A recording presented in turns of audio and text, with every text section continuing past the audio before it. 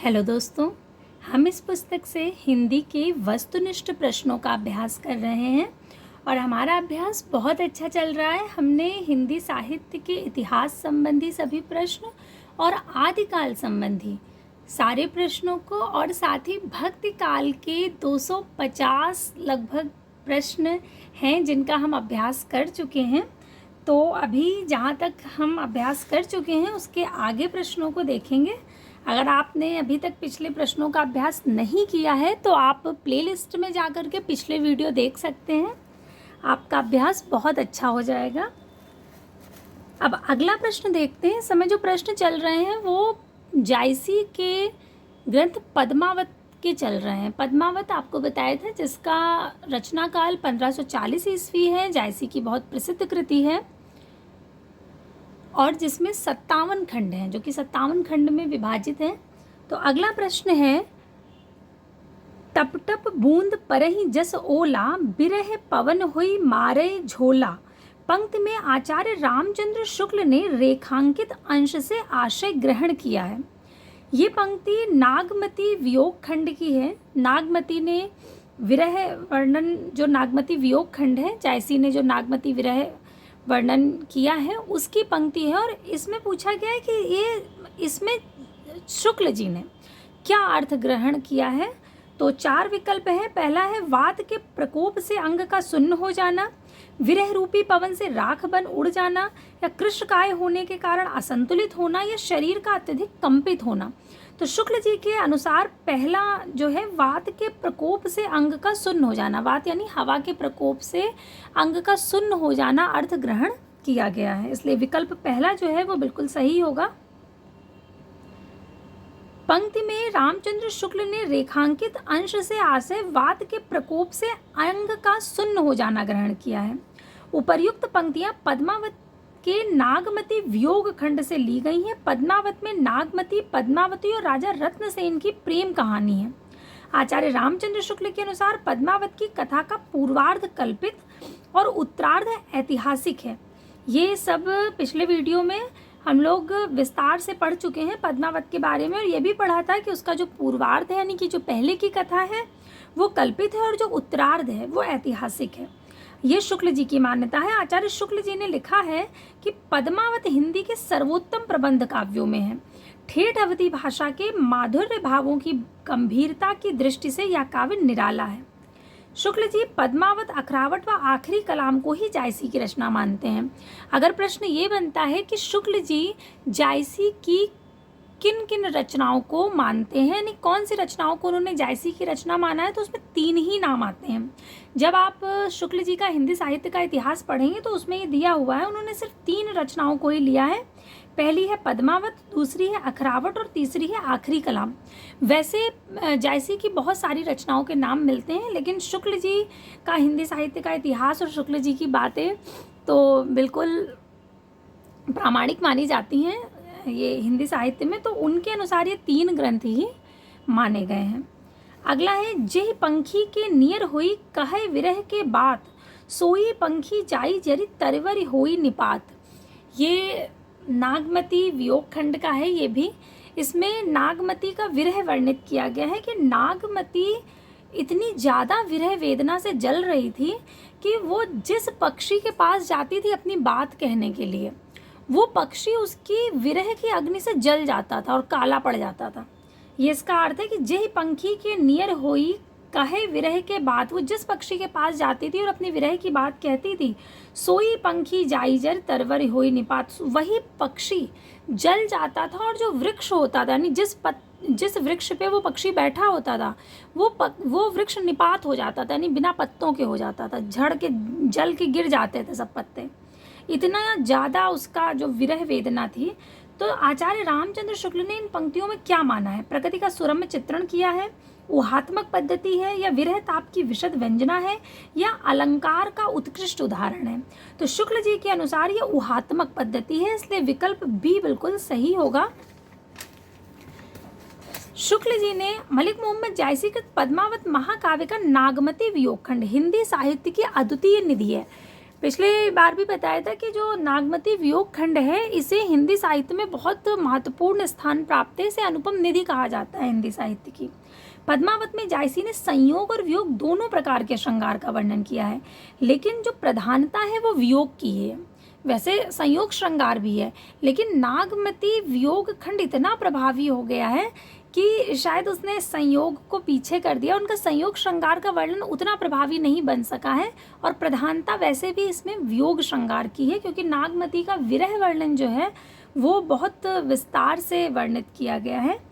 जायसी के विरह वर्णन की सबसे बड़ी विशेषता यह है कि उसमें हृदय की वेदना ही सामान्य रूप से अभिव्यक्त हुई है। विरह वर्णन में अगर वस्तु व्यंजना ही प्रधान हो उठे तो वह हृदय को स्पर्श नहीं कर पाता। उपर्युक्त पंक्तियों में यही वर्णित है। नागमती जिस पक्षी को अपने विरह का संदेश सुनाती है, उसे प्रीतम तक पहुंचाने को कहती है, वो जल जाता है। इतना ही नहीं कि पक्षी ही जलता है, बल्कि वो पक्षी जिस पेड़ पर बैठा होता है वो पेड़ भी जल जाता है। विरह वर्णन में यहाँ वस्तु व्यंजना भी प्रधान हो उठी है। जायसी द्वारा रचित महत्वपूर्ण ग्रंथ है पद्मावत, अखरावट, आखिरी कलाम, चित्ररेखा, कहरानामा, मसलानामा, कन्हावत, इतने सारे नाम आते हैं, लेकिन शुक्ल जी ने 3 ही नाम माने हैं। आपको वो याद रखने हैं कि पद्मावत, अखरावट और आखिरी कलाम ये शुक्ल जी के हैं। पद्मावत, अखरावट, आखिरी कलाम। बहुत बार यही पूछा जाता है कि शुक्ल जी ने जायसी के किन 3 ग्रंथों को मान्यता प्रदान की है, तो ये तीनों नाम बिल्कुल रट लीजिए। एक पद्मावत, एक अखरावट और तीसरा आखिरी कलाम। जो आखिरी कलाम इनकी रचना है जायसी की, उसमें ये बाबर के समय लिखी गई है और इसमें बाबर की प्रशंसा है। याद रखिएगा कि आखिरी कलाम में क्या है, बाबर की प्रशंसा है। अगला है प्यूसो कहूँ संदेशड़ा, हे भौरा हे काग, सो धनि बिरह जरि मुआ तेहिक धुआं हम लाग। में भौरा व काग को अलग अलग संबोधित करने की व्याख्या के प्रसंग में रामचंद्र शुक्ल जी का क्या कथन है, ये भी नागमती वियोग वर्णन से ही लिया गया है। अब इसमें जो नागमती है वो भौरे से और काग से अपना संदेश कह रही है कि ये मेरे प्रिय से, मेरे प्रीतम से कह देना जा करके। प्यूसो कहो संदेशड़ा, हे भौरा हे काग, यानी अलग अलग नाम लिए गए हैं दोनों के, हे भौरा हे काग। तो इसमें यही पूछा गया है कि अलग अलग संबोधन जो किया गया है ऐसा क्यों है। तो शुक्ल जी ने इसकी क्या व्याख्या की है, तो शुक्ल जी के अनुसार आवेग की दशा में यही उचित है। जब व्यक्ति आवेग में होगा तो ऐसा ही करेगा, ऐसी उनकी मान्यता है। इसलिए विकल्प सी जो है वो बिल्कुल सही है। मलिक मोहम्मद जायसी भक्तकालीन काव्यधारा के निर्गुण प्रेम मार्गी सूफी शाखा के प्रतिनिधि कवि हैं। जायसी को हम विप्रलंब श्रृंगार का प्रधान कवि कह सकते हैं। हमने काल विभाजन अच्छे से समझा था कि शुक्ल जी ने भक्ति काल को 2 भागों में विभाजित किया, पहले निर्गुण और सगुण, और निर्गुण को भी 2 शाखाओं में बांटा, एक ज्ञानाश्रयी और एक प्रेमाश्रयी। तो जब ज्ञानाश्रयी शाखा की बात करते हैं हम तो उसमें संत कवि आते हैं, और जब प्रेमाश्रयी शाखा की बात करते हैं तो उसमें सूफी कवि आते हैं। संत कवि का प्रतिनिधित्व कौन कर रहा है, कबीर। और जब हम ज्ञानाश्रयी शाखा की बात करते हैं तो वो संत कवि होगा, और जब हम प्रेमाश्रयी की बात करते हैं तो उसका प्रतिनिधित्व जो करते हैं वो जायसी करते हैं। प्रेमाश्रयी शाखा की मूल बात यही है कि इनका जो मूल है वो प्रेम है, और ज्ञानाश्रयी शाखा का जो मूल है वो ज्ञान है। तो जायसी को हम विप्रलंब श्रृंगार का प्रधान कवि कह सकते हैं। अगला है उपर्युक्त पंक्तियों में रानी के हृदय में सहानुभूति की संभावना कैसे है, यह समझकर होती है कि भौरा और कौवा दोनों उसी विराग्नि के धुएं से काले हो गए हैं जिसमें मैं जल रही हूँ। सम दुख भोगनी में परस्पर सहानुभूति का उदय अत्यंत स्वाभाविक है। यानी कि जो रानी है, अब चूंकि जो रत्नसेन है वो नागमती को छोड़ करके पद्मावती की तलाश में चले गए हैं, तो नागमती विरह से जल रही है। वो होता है ना कि व्यक्ति जब खुद दुखी होता है तो उसको पूरी दुनिया दुखी दिखती है। यानी कि जब आप खुश हैं तो चीज़ें आपको अच्छी लगती हैं, प्रकृति आपको अच्छी लगती है, और जब आप दुखी हैं तो प्रकृति भी हमें दुखी ही नज़र आती है। उसी तरह से जो नागमती है उसे कौवे और जो भौरे हैं वो काले इसलिए लग रहे हैं, उसे लग रहा है कि ये भी विरह की अग्नि में जलकर काले हुए हैं, मेरी तरह हैं ये भी। तो पद्मावत को अवधि का, और जो पद्मावत की महत्वपूर्ण बातें हैं कि इसमें 57 खंड हैं, और जायसी का जो प्रिय अलंकार है वो उत्प्रेक्षा है। ये आपको ध्यान रखना है, क्योंकि ये भी प्रश्न अलग से पूछा जाता है कि जायसी का प्रिय अलंकार कौन सा है। तो जब 4 विकल्प सामने आते हैं तो भ्रमित हो जाते हैं। तो आपको याद रखना है कि जायसी का प्रिय अलंकार उत्प्रेक्षा है, तो सीधे आपकी नज़र उत्प्रेक्षा पे ही जानी चाहिए। अगला है, पद्मावत को अवधि का प्रथम महाकाव्य माना जाता है और इसकी भाषा जो है वो ठेठ अवधि है। ठेठ अवधि का मतलब है, जैसे आप तुलसीदास जी का श्री रामचरितमानस पढ़ते हैं, उसकी भाषा भी अवधि है, और जायसी का जब आप पद्मावत पढ़ेंगे तो उसकी भाषा भी अवधि है। लेकिन दोनों में बहुत फ़र्क है, अंतर आपको नज़र आएगा, क्योंकि जो जायसी की पद्मावत की अवधि है वो बिल्कुल ठेठ अवधि है, जबकि जो रामचरितमानस है तुलसीदास जी की, उसे जब आप पढ़ेंगे तो वो तत्सम प्रधान है, यानी कि साहित्यिक हिंदी, साहित्यिक अवधि जिसको आप कह सकते हैं वो है। बहुत बार ऐसा भी पूछा जाता है कि उन्होंने कैसी अवधि का प्रयोग किया है, ठेठ अवधि का या संस्कृतनिष्ठ अवधि का या साहित्यिक अवधि का। तो आपको ध्यान रखना है कि उन्होंने ठेठ अवधि का प्रयोग नहीं किया है, तुलसीदास जी ने ठेठ अवधि का प्रयोग किया है जायसी ने अपने पद्मावत में। अगला है, विजयदेव नारायण शाही ने पद्मावत को हिंदी में अपने ढंग की अकेली ट्रेजिक कृति कहा है। अति महत्वपूर्ण प्रश्न कि पद्मावत को हिंदी की ट्रेजिक कृति किसने कहा है, तो विजयदेव नारायण शाही जी ने कहा है। अगला प्रश्न है कि मन अति भयो हुलास बिगस जन कोक किरण रवि अरुण अधर तीय सधर बिंब फल जानी कीर छवि। उक्त काव्यांश में किसके उल्लास का उल्लेख किया गया है? पद्मावती की माता का, पद्मावती के पिता का, या पद्मावती की सहेली का? तो विकल्प सी बिल्कुल सही होगा, पद्मावती। लेकिन ये पद्मावत की पद्मावती नहीं है। ये प्रश्न आ गया है पृथ्वीराज रासो से। पृथ्वीराज रासो का एक खंड है पद्मावती समय नाम से, क्योंकि वो समय में विभाजित है ना पृथ्वीराज रासो। तो पृथ्वीराज रासो जो है वो समय में विभाजित है। उक्त काव्यांश में पद्मावती के उल्लास का उल्लेख है। उपर्युक्त काव्य पंक्तियां चंद बरदाईकृत पृथ्वीराज रासो से ली गई हैं। 12वीं शताब्दी में रचित इस महाकाव्य में 69 सर्ग और 68 प्रकार के छंदों का प्रयोग किया गया है। पद्मावती समय पृथ्वीराज रासो का 20वां समय या सर्ग है। अगर मान लीजिए प्रश्न इस तरह से पूछा जाए कि पद्मावती समय या पद्मावती सर्ग किस ग्रंथ का भाग है, तो आप बिल्कुल भ्रमित मत होइएगा। इसका नाम जरूर पद्मावती है, लेकिन ये पद्मावत का भाग नहीं है। ये भाग है पृथ्वीराज रासो का। पृथ्वीराज रासो चंदबरदाई की रचना है, जिसका 20वां समय, इसमें 69 समय है। पूरा जो ग्रंथ है वो 69 समय में विभाजित है, और उसमें जो 20वां समय है वो पद्मावती समय है। तो ये याद रखिएगा कि ये पद्मावत से नहीं है, ये क्योंकि प्रश्न ऐसा है कि भ्रमित हो सकते हैं। अगला है, पद्मावत किस भाषा में लिखा गया है? तो अभी हम चर्चा कर रहे थे कि अवधी भाषा में लिखा गया है पद्मावत। इसके अतिरिक्त अवधी भाषा की जो कृतियां हैं वो नीचे दी गई हैं। पहला है चंदायन, 1389 में मुल्ला दाऊद की रचना है, अवधी भाषा में, चौपाई दोहे में लिखी है। रूप मंजरी, ये नंददास की है, ये ब्रज भाषा में है, चौपाई और दोहे में। अनुराग बांसुरी नूर मोहम्मद की है, अवधी में है, बरवे चौपाई में। मधुमालती मंझन की है, दोहा चौपाई में। छिताई वार्ता नारायण दास की है, ये भी दोहा चौपाई में। ये सब आपने याद कर रखे होंगे, लेकिन अभ्यास है तो एक बार सुनते चलेंगे तो चीज़ें आपके मस्तिष्क में दोबारा आ जाएंगी सारी। अगला है, ज्ञानदीप नामक प्रेमाख्यानक काव्य की नायिका कौन है? कामवती, उर्मिला, मुग्धा या देवयानी? तो ज्ञानदीप की जो नायिका है उसका नाम है देवयानी। ज्ञानदीप शेख नबी की रचना है, जो कि 1618 ईस्वी में लिखी गई थी। शुक्ल जी ने लिखा है कि शेख नबी से प्रेम गाथा परंपरा समाप्त समझनी चाहिए। ये बहुत महत्वपूर्ण कथ्य है, याद रख लीजिएगा कि शेख नबी से प्रेम गाथा परंपरा की इति मानी है शुक्ल जी ने। अगला है, निम्नलिखित में से जायसीकृत पद्मावत में प्रयुक्त छंद कौन सा है? दोहा और सोरठे में लिखा है, चौपाई या सोरठा में लिखा है, चौपाई या दोहा में लिखा है, या दोहा और सोरठा में लिखा है? तो पूरा पद्मावत जो है वो ये चौपाई और दोहे में लिखा गया है।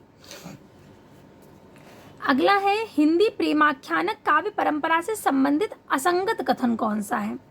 कि निर्विवाद रूप से सभी प्रेमाख्यानक तत्सम शब्दावली प्रधान अवधी भाषा में रचित हैं। तो ये गलत है। ऐसा नहीं है कि सारे के सारे तत्सम शब्दावली अवधि में ही लिखे गए हैं, नहीं। जबकि जो अभी हम पद्मावत की बात कर रहे थे वही तत्सम अवधि में नहीं लिखा है, वो ठेठ अवधि में लिखा हुआ है। तो पहला ही कथन सही होगा क्योंकि ये गलत है। अगला है, ये काव्य प्रबंधात्मक शैली में रचित है, ये सही है। इसके पात्र मुख्यतः दो श्रेणियों मानवीय और मानवेतर के हैं, ये भी सही है। और इन काव्यों की मूल भावना प्रेम है, ये बिल्कुल सही है क्योंकि ये तो प्रेमाश्रयी शाखा के ही हैं, तो प्रेम तो होगी ही मूल भावना जो होगी। अगला है, आचार्य रामचंद्र शुक्ल की दृष्टि से कौन सा कथन सही नहीं है। पहला है, अखरावट में वर्णमाला के एक एक अक्षर को लेकर सिद्धांत संबंधी चौपाइयाँ कही गई हैं, सही है। अगला है, आखिरी कलाम में कयामत का वर्णन है, ये भी सही है। अगला है, पद्मावत में प्रेम गाथा की परंपरा पूर्ण प्रौढ़ता को प्राप्त मिलती है, ये भी सही है। पद्मावत पूर्णतः ऐतिहासिक तथ्यों पर आधारित है, ये गलत है क्योंकि अभी हम पीछे बात कर चुके हैं कि शुक्ल जी ने स्पष्ट कहा है कि इसका पूर्वार्ध जो है वो कल्पित है और उत्तरार्ध ऐतिहासिक है, ये पूर्ण ऐतिहासिक तथ्यों पर आधारित नहीं है पद्मावत। अगला है कि मंझनकृत मधुमालती के विषय में कौन सा तथ्य सही नहीं है। इसकी कथा पूर्ण रूप से ऐतिहासिक है, या इसमें भारतीय काव्य रूढ़ियों का प्रयोग किया गया है, या अन्य सूफी काव्यों के समान ही इसमें भी प्रेम को ही सब कुछ माना गया है, या इसमें 5 अर्धाली चौपाई के बाद दोहे का प्रयोग है। तो पहला विकल्प सही होगा, इसकी कथा पूर्ण रूप से ऐतिहासिक है। अगला है, अंगद पैच की रचना किसने की है। नाभा दास ने, ईश्वर दास ने, धरणी दास ने या मलूक दास ने। तो अंगद पैच जो है वो ईश्वर दास की रचना है, अंगद पैच की रचना ईश्वर दास ने की है। और इनकी अन्य रचना भरत मिलाप है। यह राम भक्त मूलक कवि है। ईश्वर दास ने प्रेमाख्यानक काव्य सत्यवती कथा भी लिखा है। तो ये आज के लिए हम इतने ही प्रश्नों को रखते हैं, इसके आगे के प्रश्नों को हम अगले वीडियो में देखेंगे। कुछ महत्वपूर्ण बातें आपको याद रखनी है, जैसे कि पद्मावती, जो पद्मावत ग्रंथ है वो किसका है, मलिक मोहम्मद जायसी का है। पद्मावत, ये बार बार प्रश्न आ रहा है तो आपको याद भी हो गया होगा, ये 1540 ईस्वी में इसका प्रकाशन हुआ और ये किसका है, जायसी का है। ये कितने खंडों में विभाजित है, तो ये 57 खंडों में विभाजित है। मलिक मोहम्मद जायसी का ये 57 खंडों में विभाजित है। जायसी का प्रिय अलंकार कौन सा है, उत्प्रेक्षा है। और जो पद्मावत है इसकी कथा को, इसकी जो पूर्वार्ध की कथा है उसको क्या माना गया है, ऐतिहासिक माना गया है। और जो इसकी उत्तरार्ध की कथा है, नहीं, पूर्वार्ध की कथा को कल्पित और जो उत्तरार्ध की कथा है इसे ऐतिहासिक माना गया है। तो ये जो महत्वपूर्ण बातें हैं आपको याद रखनी है, ये बार बार आएंगी तो आपको याद अपने आप हो जाएंगी। 1540 बार बार देखेंगे तो बिल्कुल मस्तिष्क में बैठ जाएगा। उत्प्रेक्षा जायसी का प्रिय अलंकार है और 57 खंडों में ये ग्रंथ विभाजित है। इसकी कथा 2 भागों में विभाजित है, जिसका कुछ भाग यानी कि पूर्वार्ध जो है वो कल्पित है और जो उत्तरार्ध है वो ऐतिहासिक है। तो इसके आगे के प्रश्न हम अगले वीडियो में देखेंगे। तब तक के लिए धन्यवाद।